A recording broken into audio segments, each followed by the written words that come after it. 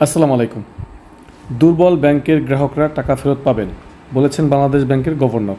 এ বিষয়ে ইত্তেফাকের একটি নিউজ রিপোর্টে বলা হচ্ছে, দুর্বল ব্যাংকে জমা রাখা অর্থ গ্রাহকদের ফেরত দেওয়ার আশ্বাস দিয়েছেন বাংলাদেশ ব্যাংকের গভর্নর আহসান এইচ মনসুর। তিনি বলেন, জমা অর্থ আপনারা ফেরত পাবেন, তবে এজন্য কিছুটা সময় দিতে হবে। এই অর্থ ধাপে ধাপে ফেরত দেওয়া হবে। মঙ্গলবার 28 জানুয়ারি রাজধানীর সিরদাপ মিলনায়তনে বাংলাদেশের ক্ষুদ্র ঋণ পরিস্থিতি নিয়ে micro credit regulatory authority MRA প্রতিবেদন প্রকাশ অনুষ্ঠানে তিনি একথা বলেন।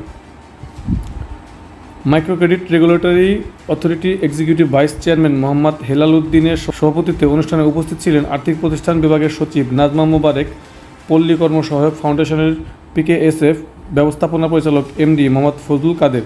এক প্রশ্নের জবাবে আহসান এইচ মনসুর বলেন, গভর্নর বলেন, এখন আপনাদের আমরা উদ্ধার করব, কিন্তু এখনই সেটি সম্ভব না। আমরা ধাপে ধাপে করব, এজন্য সময় দিতে হবে। আমরা ব্যাংক রেজুলেশন অ্যাক্টের দিকে যাচ্ছি। কিছু ব্যাংক একীভূত করতে হবে, অনেক কিছু করা যাবে, করা হবে। এবছরেই হয়তো অনেক কিছু করা হবে, এতটুকু বলতে পারি। আপনারা টাকা পান আর বন্ড পান, কিছু একটা পাবেন। টেকসই ও অন্তর্ভুক্তিমূলক অর্থায়নের ক্ষেত্রে বর্তমানে বিতরণ করা ক্ষুদ্র ঋণ কতটা ভূমিকা রাখছে সেটি পর্যালোচনার পরামর্শ দেন BKSF-এর ব্যবস্থাপনা পরিচালক ফজলুল কাদের।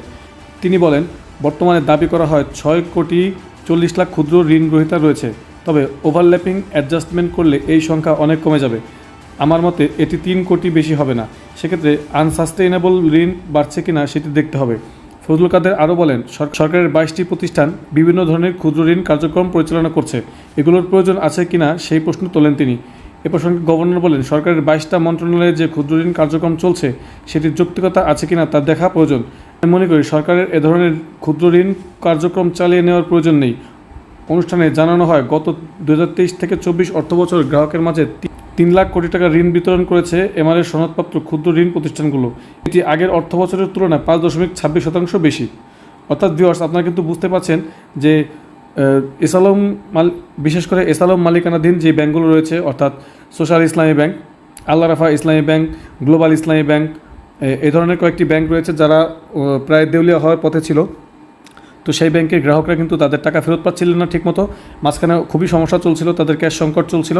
তো তারা অলরেডি বাংলাদেশ ব্যাংক থেকে বিভিন্ন রকমভাবে ক্যাশ সহায়তা নিয়েছে বা বিদেশি তহবিল থেকে ক্যাশ সহায়তা নিয়ে তারা কিন্তু ঘুরে দাঁড়ানোর চেষ্টা করেছে বা ঘুরে দাঁড়িয়েছে।